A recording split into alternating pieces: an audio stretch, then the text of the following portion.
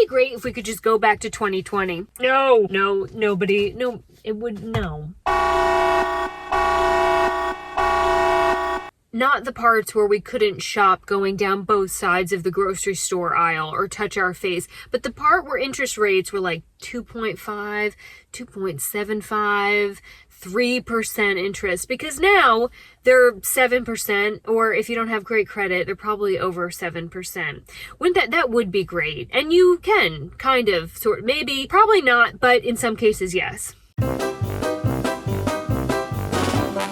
There's something called an assumable mortgage, and basically for certain kinds of mortgages, the buyer of the home can step into the very spot where the seller is going to leave off, meaning they assume the rest of the mortgage payment, but also all the terms. And that's the part that kind of gets lost in the sauce of home buying, is that there's terms and conditions of that loan.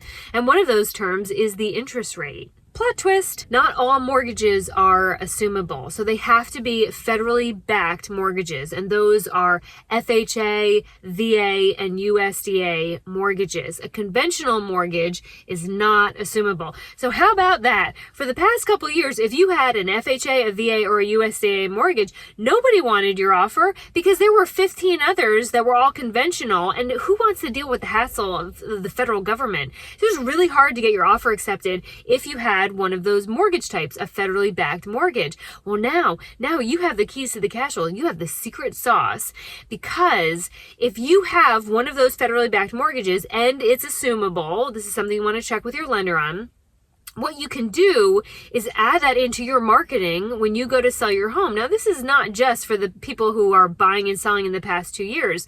If you bought 10 years ago and you had an assumable mortgage, you can add that in to the marketing of the sale of your home. And now you are just sexy, just so sexy. If you can say to a buyer, hey, that's 7%, come here, I've got something for you. 3.5%. Woo! Yeah, that's nice. That's real nice. In fact, you may be able to command a higher selling price point if you have an assumable mortgage. So something to consider for sellers, check your loan. FHA, VA, USDA, is it assumable? Now, there are some caveats here. Number one, if you have a VA loan, VA loans are based around something called an entitlement. Basically, what the military or the federal government is willing to give you, sort of the pocketbook. I'm sure a veteran really wants to hear a pocketbook. Wallet, armored wallet, tactical wallet, to go buy homes with. And that is a set amount. So if you used a portion of your entitlement for house A, well, that entitlement stays with that house, even if somebody else assumes it. So you need to make sure, if you're a VA loan, that when you are going to buy the next house, that you still have enough entitlement left that you can carry into the next house. So make sure you double check on that. The other plot twist is that for buyers, we've had an extraordinary amount of price appreciation over the past couple of years. So let's say that the seller only has $200,000 left on that mortgage, but now the house is worth $275,000 or $300,000. Well, they may make you put down a very large down payment to make up the difference. This can get really complicated, and really this is a conversation to have in detail with a lender. But if you're buying, as you're searching for a home, ask that question.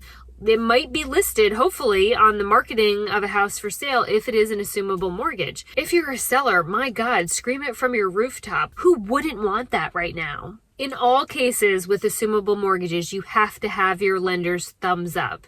You're still going to have to qualify for a mortgage, whether you're assuming theirs or getting your own credit, everything. You still have to qualify for a mortgage. That's the most important part. But make sure that you get their approval to actually go through with the assumption.